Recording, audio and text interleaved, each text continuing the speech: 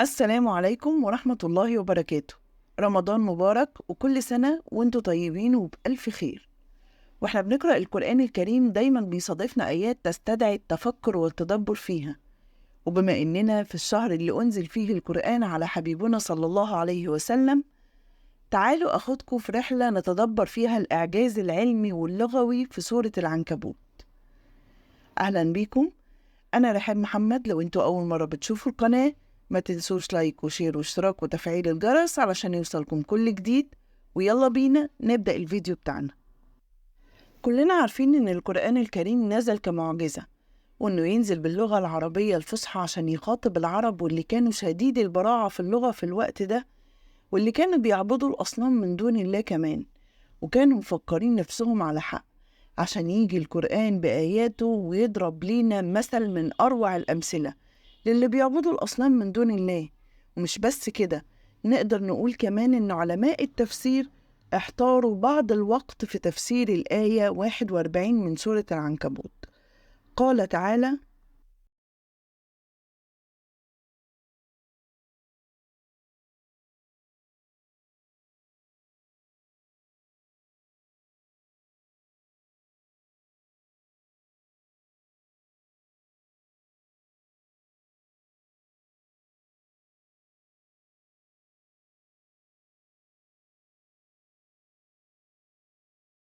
الآية الكريمة فيها أكتر من إعجاز. تعالوا نبدأ بالإعجاز اللغوي في الجزء الأول من الآية. شفتوا تاء التأنيث في كلمة اتخذت؟ العنكبوت ده ذكر ولا مؤنث؟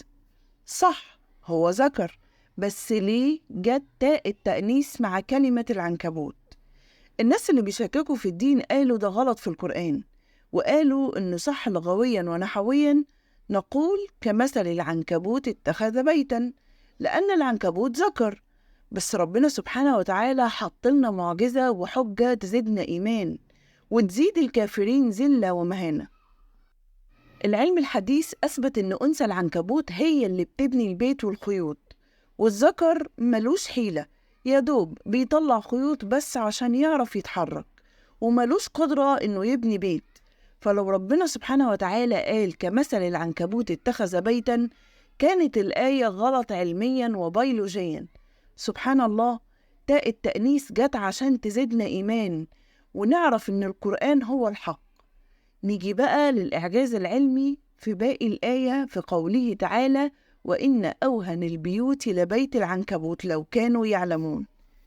الآية دي لسه بتحير العلماء والباحثين، سواء القدامى أو الجداد، لأن القرآن الكريم قال إن أوهن بيت على الإطلاق هو بيت العنكبوت، بينما العلم الحديث أثبت إن بيت العنكبوت منسوج من أقوى الخيوط اللي تقدر تقاوم الرياح العاتية مثلا، وبتمسك في نسجه فرائس العنكبوت. يعني أي فريسة رايحة ولا جاية من الحشرات بتمسكها كويس قوي، وممكن كمان تكون الفريسة دي أكبر من العنكبوت نفسه، ومن غير ما يتقطع أو يتمزق أو يتخنق أو أي حاجة من دي. والإنسان يقدر يكتشف الحقيقة دي كمان بنفسه، لأنه يقدر بسهولة يزيح بيت العنكبوت بسبب وزنه الخفيف، ولكن صعب علينا إن احنا نقدر نقطعه أو نغير من شكله الهندسي الدقيق. غير كده كمان بدأ المشككين والطاعنين في دين الله يشككوا في سلامة الآية الكريمة، لأن خيط العنكبوت ليس أوهن الخيوط، بل على العكس هو من أقواها نسبيا. نقدر نقول إن خيط الفولاذ أوهن من خيط العنكبوت. طيب، ليه بيت العنكبوت أوهن البيوت؟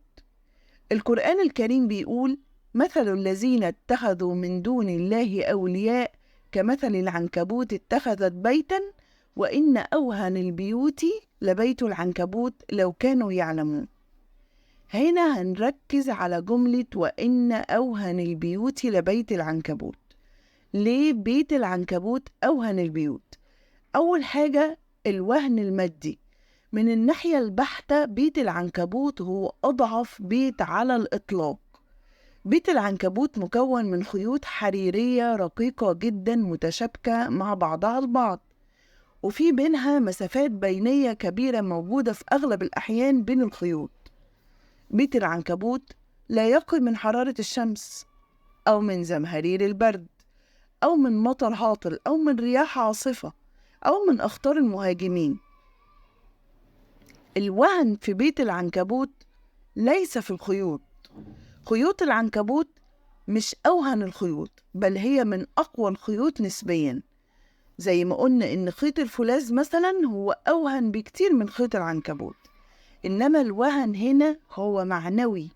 من الناحية المعنوية بيت العنكبوت هو أوهن بيت على الإطلاق. بيت العنكبوت محروم من كل معاني المودة والرحمة. تعالوا نشوف أمثلة على قلة الرحمة في بيت العنكبوت. تعرفوا إن الأنثى في بعض أنواع العنكبوت بتقضي على الذكر بعد إتمام عملية الإخصاب؟ بعض أنواع العنكبوت بتلتهم الأنثى كمان صغارها دون رحمة. وفي بعض أنواع العنكبوت بتموت الأم بعد إتمام إخصاب البيض، ولما بيفقس البيض بتبدأ العناكب في الاقتتال من أجل الطعام أو المكان. الأخ بيقتل أخته وأخوه، والأخت بتقتل أختها وأخوها، وبتنتهي المعركة ببقاء عدد قليل من العناكب. العناكب الباقية بتنسلخ من جلدها وتخرج من كيس البيض. كل أنثى بتبني بيتها، وبعض العناكب بيهلك في الطريق، واللي بينجو من العناكب بيكرر نفس المأساة. بيت العنكبوت هو أكثر البيوت شراسة ووحشية وانعدام لأواصر القرب في بيت العنكبوت. نيجي بقى لدراسة علمية اتعملت على بيت العنكبوت.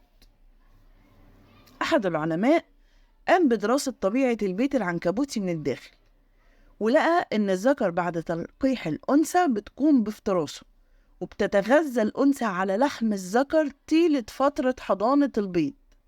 أعوذ بالله. بعد فأس البيض بتتغذى اليرقات على أضعافها، يعني الأقوياء بياكلوا الضعفاء، وبعد ما بيقوى ويشتد عود ما تبقى من الصغار بيقوموا بأكل أمهم. يا ستار يا رب. وبيلقح الذكر الأنثى، بعد كده بتقوم بأكله، وهكذا، ويفضل الموضوع داير كده ما بينهم.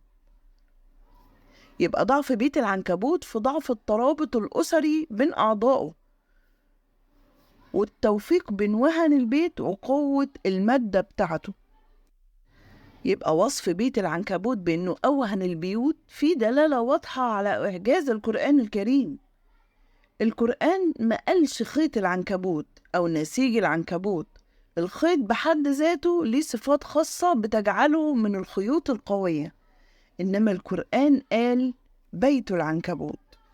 والتفريق بين وهن البيت وقوة المادة اللي بيبنى منها يثبت استعمال الآية الكريمة لكلمة بيت وليس خيط أو شبكة. القرآن بيسطر لنا آيات وبينات معجزة، ومع ذلك ربنا يسمي سورة باسم الحشرة السيئة دي وبيتكلم عنها في آية، مع إن السورة بتتكلم من أولها لآخرها عن الفتن. من أول بداية الآيات وبداية السورة وهي بتتحدث عن الفتن. طب يا ترى إيه علاقة الفتن بالعنكبوت؟ العلماء قالوا إن تداخل الفتن بيشبه خيوط العنكبوت.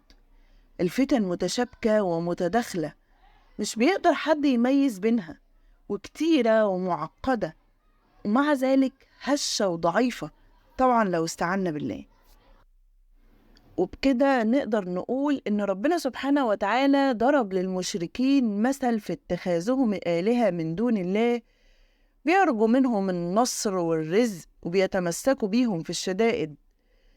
فشبههم ربنا سبحانه وتعالى إنهم زيهم زي بيت العنكبوت في ضعفه ووهنه، ومفيش في إيديهم ولا في إيدين الآلهة بتاعتهم حاجة، زي بالظبط اللي بيتمسك ببيت العنكبوت ما بيقدرش إن هو يحميه من الأخطار أو يقيه من أي حاجة.